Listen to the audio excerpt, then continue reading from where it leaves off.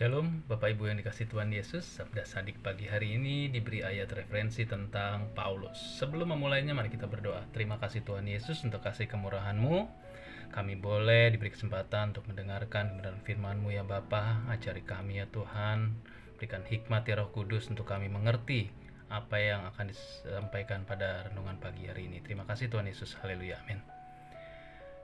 Nas Alkitab hari ini terambil dari kitab Filipi 3 ayat 7 sampai dengan 10. Bapak Ibu bisa membaca secara keseluruhan kitab Filipi 3 ini setelah mendengar sabda sadik ini. Saya akan hanya membacakan dari ayat 7 sampai dengan 10. Tetapi apa yang dahulu merupakan keuntungan bagiku, sekarang kuanggap rugi karena Kristus. Malahan segala sesuatu kuanggap rugi karena pengenalan akan Kristus Yesus Tuhanku lebih mulia daripada semuanya. Oleh karena dialah aku telah melepaskan semuanya itu dan menganggapnya sampah supaya aku memperoleh Kristus.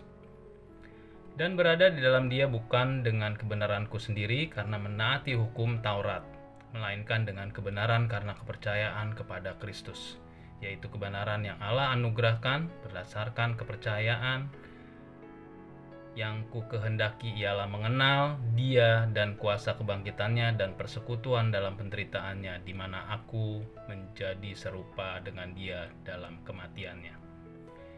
Siapa yang tidak kenal Paulus sebelum bertobat?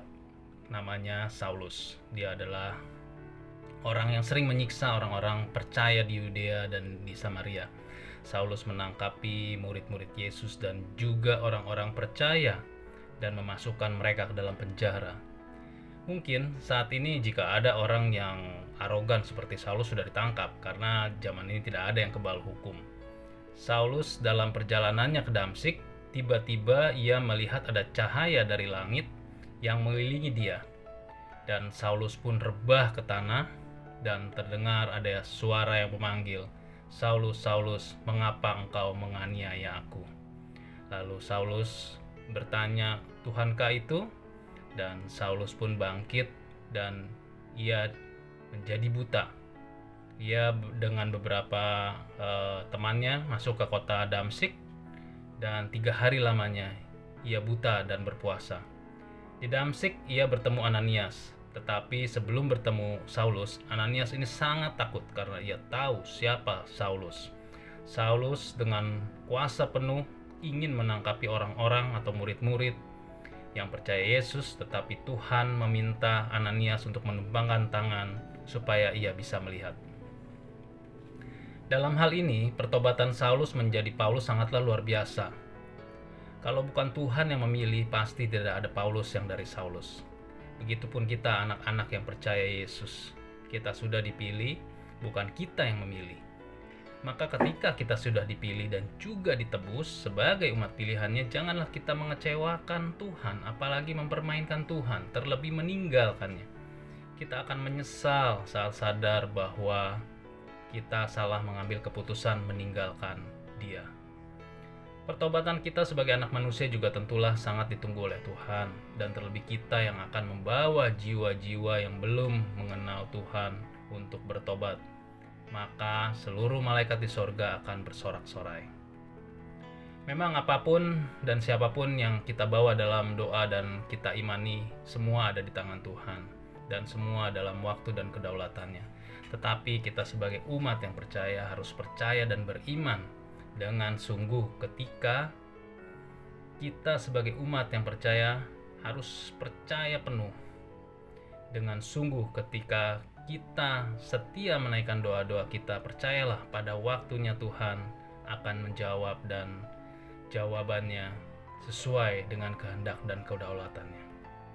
Paulus ketika Tuhan pakai menjadi alatnya, dia sangat semangat mengikuti Yesus, bahkan dia menjadi sangat murid atau rasul yang militan, belajar dan juga ia menjadi rasul yang giat menyebarkan kebenaran sehingga banyak orang-orang percaya dan mengikuti Yesus.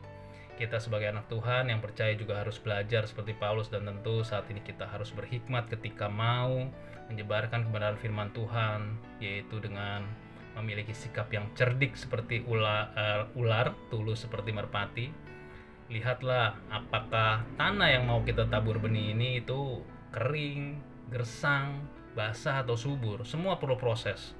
Juga tindakan iman kita. Sebaiknya memang membangun hubungan dulu, seperti bersahabat dan saling memperhatikan, seperti yang sudah diajarkan di Alfa, karena ketika sudah mempunyai hubungan, ketika kita bersaksi, mereka akan mendengarkan. Yang paling penting, bawa dalam doa untuk hal ini, bawa dalam doa untuk orang-orang yang akan kita sampaikan kebenaran firman Tuhan. Jadi ikutilah prosesnya, jangan mau yang serba instan. Tidak ada ya dalam proses hidup bersama dengan Tuhan menjadi yang terjadi yang instan, karena yang instan ini tidak baik untuk proses dan endingnya. Maka berdoalah. Jadi setiap dalam perkara-perkara yang Tuhan izinkan terjadi dalam hidup kita, Dia tidak akan pernah mengizinkan suatu terjadi di luar batas kekuatan kita. Maka kita berdoalah. Jika kita menghadapi masalah, percayalah kita akan mendapat jalan keluar. Maka kita harus berdoa. Buat kita anak-anak Tuhan, kemudahan dan kebebasan berdoa, pakailah semaksimal mungkin. Kita bebas berdoa tanpa batasan tempat dan waktu. Pakailah hal ini dengan sebaik mungkin. Berdoalah. Mari jangan sampai kita sebagai orang-orang percaya yang sudah percaya sejak lahir karena dari orang tua, masa anak-anak, remaja kita, kalah dengan orang yang Tuhan pilih dan pakai seperti Paulus. Tuhan bisa pakai siapa saja. Maka kita harus mempunyai kekuatan hubungan yang baik dengan Tuhan dan berdoalah. Mari kita jangan sampai Tuhan memakai Paulus-Paulus yang lain pada masa kini menjadi alatnya. Mari kita berdoa. Mari kita perbanyak tindakan kasih yang menyenangkan hati Tuhan dan bukan hanya kata-kata yang manis sebagai ungkapan pemuas diri. Maka kita berdoalah. Terima kasih. Shalom.